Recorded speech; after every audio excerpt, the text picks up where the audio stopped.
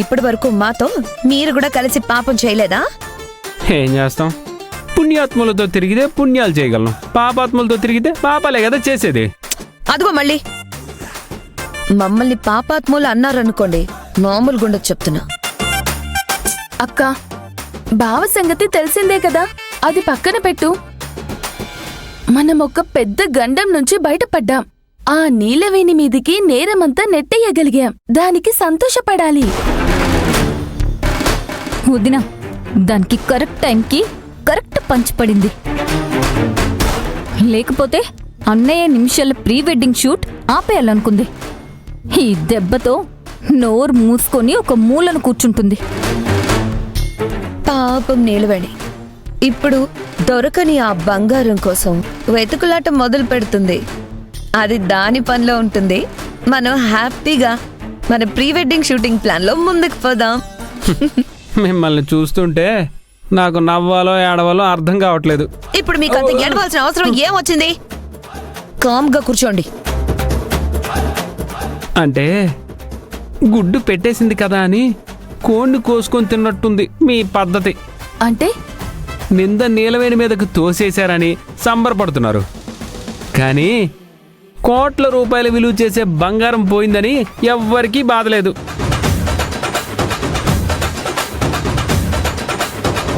మన సొమ్ము వాడెవడో తిన్నాడు.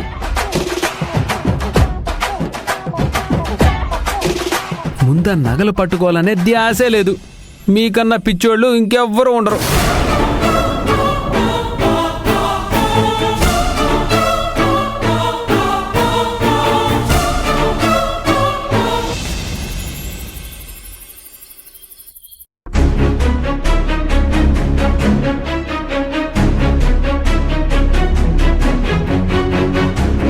మేరా బేటా హాస్పిటల్లో ఉన్నాడమ్మా. ఆపరేషన్ చెయ్యాలి. దానికి బహుత్ పైసా చాయే. మీరు కొంచెం హెల్ప్ చేయండి అమ్మా.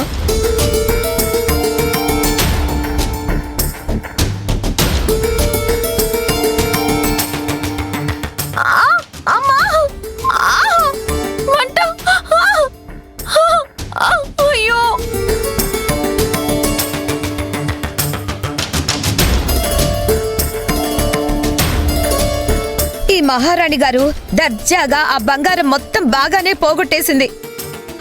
ఇప్పుడు దాన్ని రికవరీ చేయడానికి అందరూ రోడ్లు పట్టుకొని తిరగాల. నేనెందుకు జాగ్రత్తగా ఉండలేకపోయాను? ఎందుకు ఆ మనిషిని అంత బలంగా నమ్మాను? నమ్మడమే నేను చేసిన తప్ప. నేను చేసిన పొరపాటికి ఈరోజు అందరి ముందు తలదించుకోవాల్సొచ్చింది. అందరి ముందు ఒక దోషిలా నిలబడాల్సొచ్చింది. ఇంత అజాగ్రత్తగా పొరపాటు ఎలా చేశాను?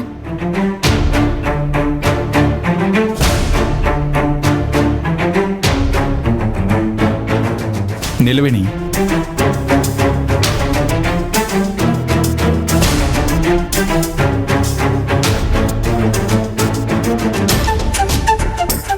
పోయిన వస్తువుల గురించి ఆలోచిస్తున్నావా? నేను ఎందుకింత అజాగ్రత్తగా ఉన్నాను తారక్ సార్? నిలవేణి, అది అజాగ్రత్త కాదు, అనుకోకుండా ఎదురైన ఒక పరిస్థితి. నీ స్థానంలో ఉన్న ఎవ్వరైనా సరే నువ్వు చేసినట్టే చేస్తారు. దాన్ని నువ్వు అజాగ్రత్త అని అనుకోవద్దు. ఏమో తారక్ సార్, నేను ఇంకొంచెం జాగ్రత్తగా ఉండాల్సింది, ఇంకొంచెం అలర్ట్గా ఉండాల్సింది. నిలవేణి, మనం మామూలు మనుషులం. చిన్న చిన్న తప్పులు జరుగుతూనే ఉంటాయి. కానీ ఆ తప్పులు ఎప్పుడూ మన అజాగ్రత్త వల్లో, మన అశ్రద్ధ వల్లో, మన అసమర్థత వల్లో జరగాల్సిన అవసరం లేదు. కొన్ని సందర్భాల్లో మన ప్రమేయం లేకుండానే కొన్ని పొరపాట్లు జరుగుతూ ఉంటాయి. కానీ ఆ పొరపాట్ల వల్ల ఎదురయ్యే ఫలితం మాత్రం చాలా దారుణంగా ఉంటుంది తారక్ సార్. ఎంత దారుణంగా అంటే మనల్ని మనం నిందించుకునే అంతలా. అది కూడా అందరిలో సహజమే నిలవేణి. కానీ ఇక్కడ మనం గుర్తుంచుకోవాల్సిన విషయం ఏంటంటే, మనల్ని మనం నిందించుకోవడం వల్ల ఎలాంటి ప్రయోజనమూ ఉండదని. మరి అలాంటి సందర్భంలో ఏం చేయాలంటారు? సమస్యని ఎలా ఎదుర్కోవాలో ఆలోచించాలి. ఆ సమస్యకి పరిష్కారం ఎలా తీసుకురావాలో ఆలోచించాలి.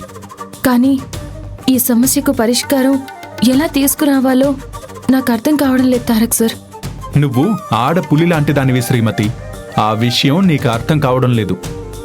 ఒక్కసారి నువ్వు బరిలోకి దూకాలని నిర్ణయించుకుంటే నీ గమ్యమేంటో నీకు స్పష్టంగా తెలుస్తుంది.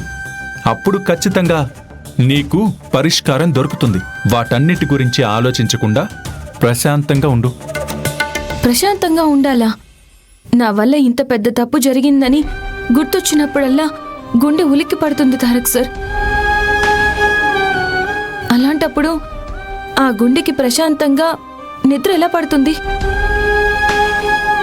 అమ్మగారు వస్తే ఏం సమాధానం చెప్పాలి? ఇంత పెద్ద మొత్తంలో నగలు పోవడం, అది నీ చేతిలో నుండి పోవడం వల్ల నువ్వింత టెన్షన్ పడుతున్నావు. కానీ నువ్వు తెలుసుకోవాల్సిందేంటంటే జరిగిన దాంట్లో నీ తప్పేమీ లేదు. సో నువ్వు నమ్ముకున్న అమ్మవారే నీకు దారి చూపిస్తారు. నిలవిని నగలు దొరుకుతాయి. తిరిగి ఇదే ఇంట్లో అందరి ముందు నువ్వు తలెత్తుకుని తిరుగుతావు. సరే, ప్రస్తుతానికి అవన్నీ మర్చిపోయి నువ్వు ప్రశాంతంగా పడుకో. డాక్టర్ ఏం చెప్పారు? ఐ డ్రాప్స్ వేసుకోమని చెప్పారు కదా.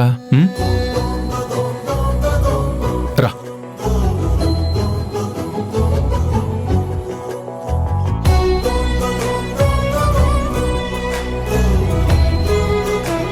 డ్రాప్స్ వేశాను. ఐస్ బర్నింగ్స్ ఏం ఉండవు. హాయిగా పడుకో. నీ పక్కనే నేను ఉంటాను. ధైర్యంగా ఉండు, సరేనా?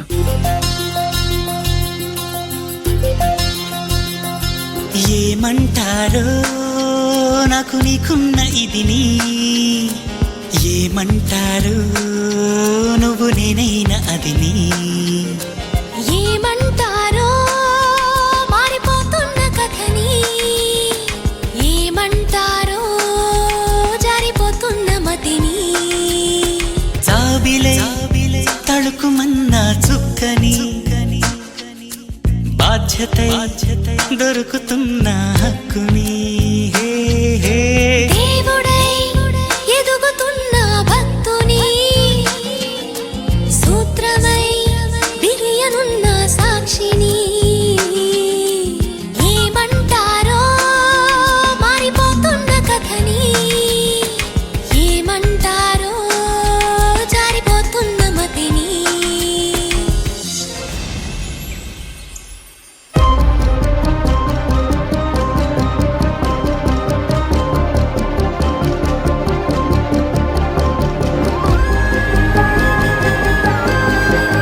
ఎవరో సాయం అడిగారట, వాళ్ళకి రింగు దానం ఇవ్వబోయిందట.